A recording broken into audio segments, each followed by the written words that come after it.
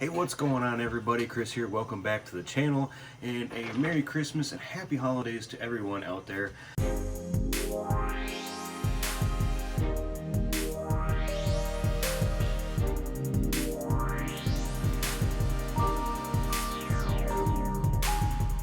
And seeing as how it's Christmas, it got me thinking a little bit. There's probably a lot of you out there who are going to possibly be getting a Neptune Systems Apex for your Reef aquarium this year under the tree.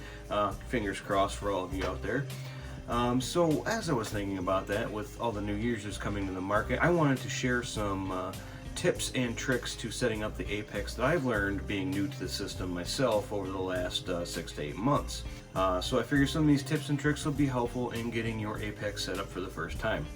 So my first tip is going to be go into your settings menu, go down to the bottom where it says setup, and I want you to turn on the Neptune Systems heartbeat. It's a very important, useful tool that Apex has that it's set off from the factory. Its default is in the off position. So if you go to your drop down menu, go all the way down to the bottom, click on the tab that says heartbeat, and from there you want to go ahead and enable that and send that to Fusion. So the biggest gain that you get from this is that Fusion will notify you anytime your Apex has disconnected from Fusion. So it helps you see if you having network issues or a power outage or anything like that at home. If for any reason your Apex loses connection to Fusion via the internet, it will send you a notification right to your smartphone or watch or however you had that set up. It is a very important diagnostic tool. It's great to have on. I think Apex should have that on by default, but unfortunately you have to set it up. So tip number 2, make sure you set your clock to your local time zone. That can also be found pretty much in the same area right where you find the heartbeat, down at your drop down menu, and click on the clock, go in there and make sure you hit the little target button for find location. And what that's going to do is that is going to set your local time zone with the Apex clock and make sure that everything happens when you're supposed to happen. I found this out the hard way. Mine wasn't working at first when I was trying to do a lighting schedule, and they just weren't coming on when I had them scheduled to come on. I had a schedule to come on at 9 a.m. They wouldn't come on until 11 or 12. And it was just due that I didn't go into the clock settings, and for some odd reason it just wasn't set up to my time zone. Click the little location button, set it all up, and save that to Fusion, and you'll be all good to go. That way all your dosing and lighting schedules will happen on your local time and not the Apex time. Now for tip number 3 is to go into any of your on-off devices, so say like ATOs, you could probably do power heads, heaters are one of the big important ones, anything that's going to kind of cycle on and off on your Apex system, and go into that device and make sure you set up the output log. Now the output log, what that does is basically keep a record of every time that device turns on or off. And this is a really good way to troubleshoot any kind of equipment issues that you might be having in your aquarium. To activate the log on any of your input devices, you can pretty much do it in the settings menu on all the modules and stuff like that. It's just a little checkbox that says log next to it.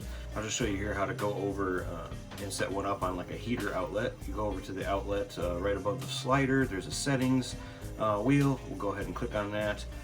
Scroll down, you'll see the log box. Just check that, save that to Fusion, and from now on that device will be logged every time it changes state from on or off. It gives you a time and everything, and the log is really useful to troubleshoot anything that might be going on with your tank. Like recently I had a temperature issue. My temperature came on, my heaters came on, temperature rose to my set point of 78, stayed there for a minute, and then just slowly went down and kept going down, and ended up going below my threshold to turn on the heaters.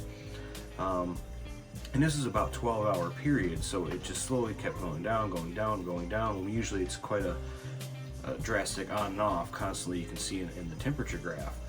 And basically it came down to, when I looked at the log, the heater was on the entire time. My outlets were on, but the temperature was going down.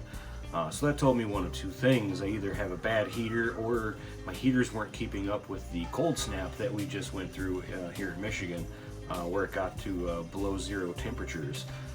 So what ended up happening, I did some testing and turned out that the heaters just weren't keeping up with the cold weather. So I put another heater in the tank and I haven't had a problem since. So the log is definitely important to have. Make sure you turn it on any of your on-off devices, so if you have any kind of issues with them, you can always refer to that on and off sequence, just to make sure that there isn't an issue with the device itself or with the Apex at any point in time. So logs are important. Make sure you turn them on. So finally, my last tip is just kind of a generic one. When you get your Neptune Apex and you hook it up to your internet, first thing you should do, if you can, is hardwire it, which I'm working on trying to do mine now. Hardwire that to your router. Wi-Fi connections are okay, they do work, but if you run into issues, it can give you a problem. I just recently ran into an issue with my Wi-Fi where the Apex was disconnecting constantly. Luckily I had heartbeat turned on, so I was getting those notifications that it was getting disconnected, but I didn't know why. Turns out with some troubleshooting and stuff like that at home, that my router needed a firmware update.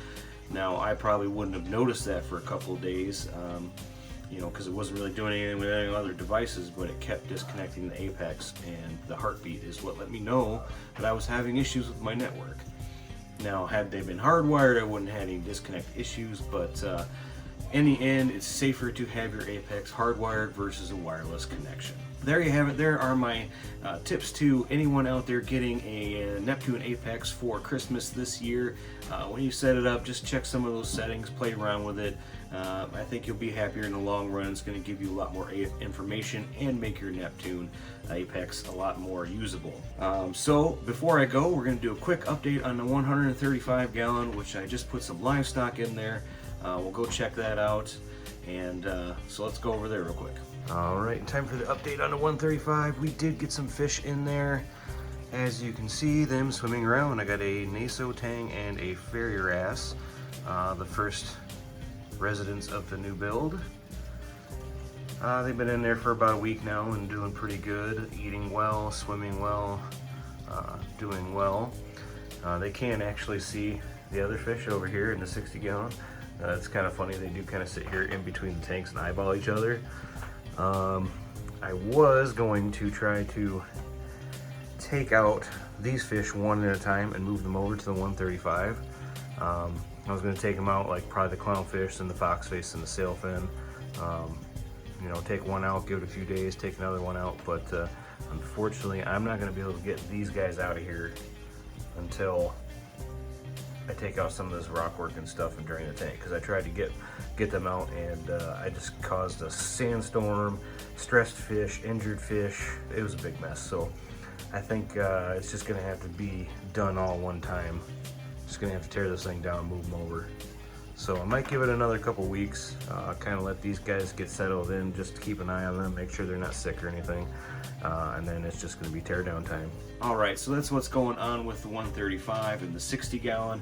Like I said, I think I'm just going to tear it all down. I'm not sure if I'm going to do it this week or wait a little longer, and it's just going to be one move all at once. I'm really I don't want to do that because I don't want to overload the biological filter in the 135. I want it to establish itself more, but I may just have to rip the band-aid off and just get it done. So if you're new to the channel, be sure to click the subscribe button, click the bell button if you want any notifications on some new videos. Also be sure to head on over to my boy Mike Lemming's channel. Every Friday night we're doing live streams at 8 p.m. I believe is when he starts it. That's Eastern time. Go over there, check that out. We'll be doing a live stream talking nothing but reef. So thanks for watching. Merry Christmas, Happy Holidays, and we'll see you on the next one.